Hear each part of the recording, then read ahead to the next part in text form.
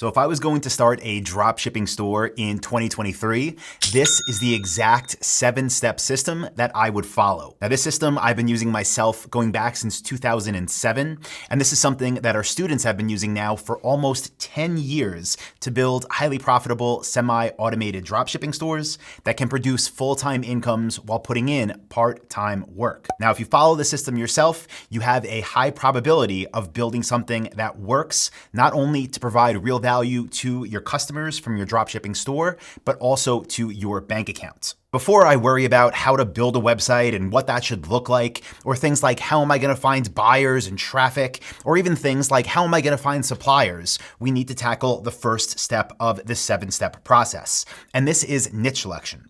So what I'm gonna do here, and what I'm going to encourage you to do, is take out a pen and paper, grab the Notes app on your phone, whatever it is you prefer to use, and start brainstorming here.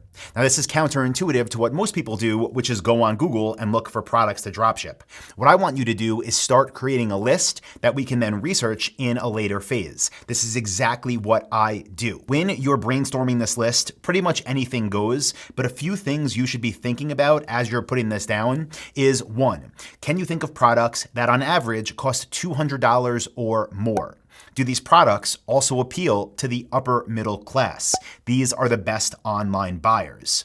And also, do these products have brand loyalty, or are potential customers comfortable buying from pretty much any brand? Now, to give you a few quick examples here, I am at a stand-up desk. I'm sitting down, but I'm at a stand-up desk here. That is something I can add to the list on my phone.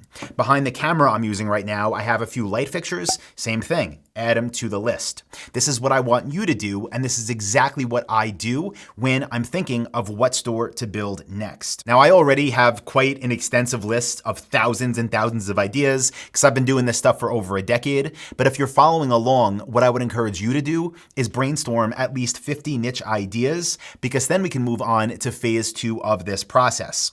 And here, what we're doing is conducting market research. We're not just gonna pick one of our 50 ideas or the first one that came to mind and think, okay, let's try this and see if we can make money. No, we wanna spend a lot of time in phase 2 here to make sure we can pick a niche that gives us, again, the highest probability of success, the highest probability of making a full-time income with part-time effort. Now, to do this, there are a few different tests that I'm gonna put my niches through. And if you're gonna follow along, the things I would encourage you to do are check Google Shopping on the first page of results and try to find the average price point there of the most popular products within your niche according to Google Shopping. Again, you want this to be $200 or more. Now, the next test that you want to do once you confirm the price is what you want it to be is what I call the evergreen test. I want to choose a niche that is not just trending now, not just that sells maybe in the summer or the winter. I want something that is consistent year over year so I can sell it for my life, for perpetuity. Or if I sell the store, the new owner can continue to sell it. Now, to check this, we use a tool called Google Trends. You can go to this tool for free, type in any different niche you're researching. You can look at a 5-year historical chart. And what you want to find here is consistent search volume over time. Now, there are more tests we do here, including the competition test, because some people think, well, every good niche is taken. Listen, that is not true. If you find anything worth selling, of course, there's going to be other stores selling what you want to sell. But what I look at is the demand at the product level. So if we circle back to those Google Shopping results that I mentioned earlier, I'm trying to see how many stores are advertising the most popular products in any given niche. And what I want to find is 10 or less stores on average selling those products on Google Shopping. By the way, that's a great place for traffic. We'll get into that later, but that is another test that we conduct while on this page. These are all helpful things that are going to give us insight of to whether or not we should proceed with this niche. Now, I'll give you one more thing we do in the market research phase before choosing our niche, and that is checking the demand. How many people on average every month on Google are searching for the thing we want to sell? Here, we want a minimum of 10,000 people. And to generate this number and to find out what this actual number is, what we do is use a tool we built internally. This is in the Dropship Lifestyle research area. If you're a member, I will link to it below. If you're not a member of our program, I'll tell you, you can get similar data from Google Keyword Planner inside of Google Ads. But for that to give you actual kind of concrete, actual data instead of broad search ranges, you do need to spend quite a good amount of money with them. So my advice is use the tool in the Dropship Dropship Lifestyle members area. If you're not a member, I will post a link below that gets you a free training plus a special offer to enroll. Okay, once we go through all of this research, we really hone in and choose which niche we want to build for our first store. And that brings us to step 3 of this process, which is create your website. Now, this is exactly what it sounds like. What we're doing in step 3 here is, in our case, signing up with Shopify, which is our e-commerce platform of choice, hands down the best option in 2023. And we are building what I call a demo store. Now, your demo store will look exactly like your real store will look. Same URL, same design, same theme, same everything, except on the demo store, you don't actually have products to list yet. So what we do here is create what I call demo products. We find stock images using stock photo websites, even using things like AI now to create them, and using things like Google image search for Creative Commons licensed photos, and we make products on the website. Now, the reason we're doing this is to showcase what our store looks like, because when we go to step 4 here, we need to be able to talk to suppliers, the ones we can actually make money with, and be able to show them where their products will be listed. So what we're doing here in step 4 is getting suppliers. We're reaching out to the brands that actually make quality products within our niche, and we're trying to get approved to be authorized retailers for them to sell their entire product catalogs. We're not looking to build one product stores. That is a quick way to have way too many eggs in one basket. Instead, we want to become the authority in any given niche.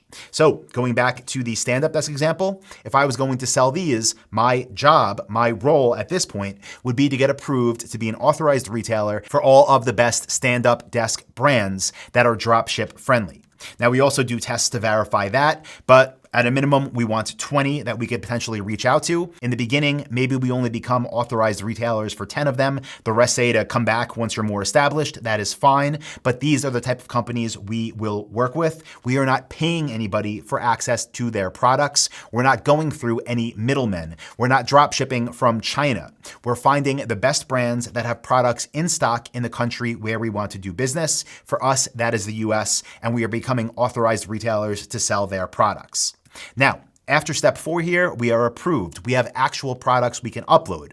So what we do is upload them to our stores, and we optimize our stores for conversions. We do the things that will turn visitors into customers, because before we start receiving a bunch of traffic, we want to know that our stores are ready, that we've done everything we can to turn potential visitors into buyers. Things like having amazing product pages, things like building up the trust factors through our store so people actually can trust us.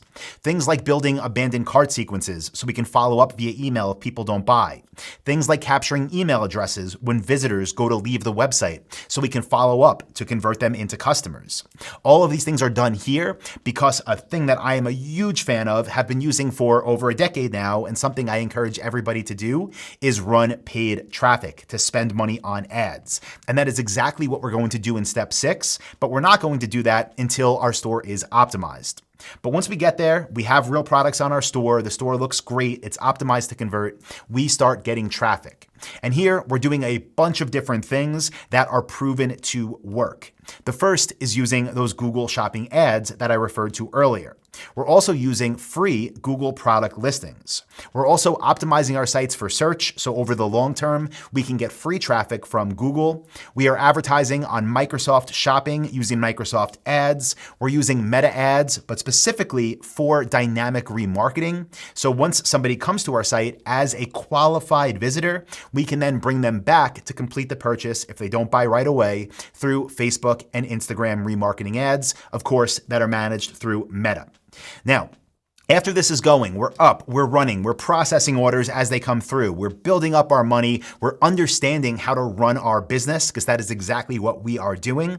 Then we move into the 7th phase here, and what I'm gonna do at this point, and what I would encourage you to do, again, only after you're getting sales, you're profitable, you're learning your business, what I do and what I encourage you to do is go to step 7, where we outsource and automate. This is where you can bring on VAs. I personally hire hours through a platform called onlinejobs.ph. We have had some amazing people with our company for over 5 years now that we've hired through there. Like anything else, you have to train, have a system, be communicative, and be able to actually bring people in and understand your business, which you can only describe once you run it yourself, which is why we do this after. But at this phase, we also do other things like add in automations that will automatically send orders to suppliers for us. And we're automating as much as possible. So while it's never completely hands off, sit back, just watch money roll in, it is at a point where huge 7-figure stores can be managed by you, the owner, in about 15 to 30 minutes a day. So guys, this is exactly what I would do if I was building a new store in 2023. That's hopefully some good actionable advice you could take away. If you want to see me go deeper into this and then also get a special offer for our flagship program, the Dropship Blueprint, I will leave a link in the description that goes to dropshipwebinar.com. We have a 2-hour free training there that is nothing but value. At the end, there's a 30-minute special offer, but before that, you get everything you need to get started on your own, should that be what you choose. So as always, I hope you got value. I appreciate you. I wish you nothing but success in business and in life, and I will talk to you in the next video. See you, everybody.